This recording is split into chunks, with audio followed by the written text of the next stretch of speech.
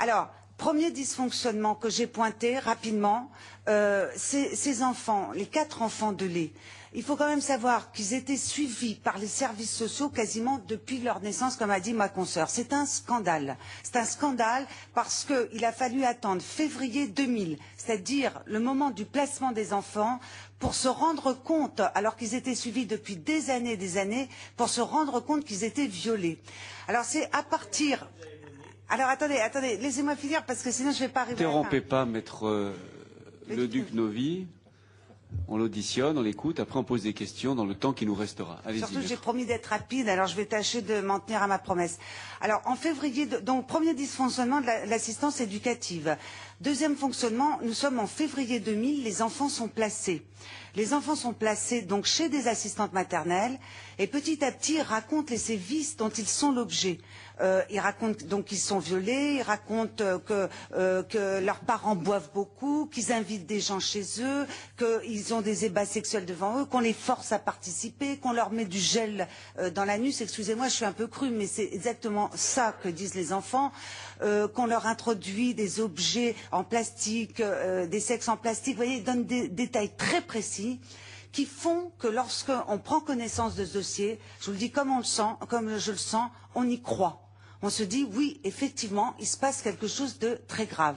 Ils sont placés en février 2000 et malgré ce placement par le juge des enfants en février 2000, le juge des enfants ne suspend pas tous les droits de visite et d'hébergement des parents. Il va ne le faire qu'en décembre. Ça veut dire que pendant des mois et des mois, ces enfants vont à la fois parler à leurs assistantes maternelles et en même temps, à chaque fois leur dire on a très peur de parler parce que à chaque retour dans nos familles, ça se passe très mal. Alors je dis ça parce que aujourd'hui on fait le procès des assistantes maternelles. C'est un petit peu facile. Moi je voudrais un petit peu que tous ces gens-là qui émettent des jugements, qui viennent un petit peu sur le terrain et qui voient un peu comment ça se passe. Parce que moi je les soutiens, ces assistantes maternelles, je crois que ce sont des braves femmes et je crois qu'elles ont été sincèrement bouleversées par ce qu'elles entendaient. Et effectivement, c'était pas rien. Alors, elles ont donc signalé les faits et c'est seulement en janvier 2001, rendez-vous compte, en janvier 2001, que le procureur ordonne une enquête préliminaire. Donc ça fait des mois et des mois que les enfants parlent. Donc en janvier 2001, lorsque l'enquête préliminaire est déclenchée, elle va durer 1 mois, cette enquête préliminaire.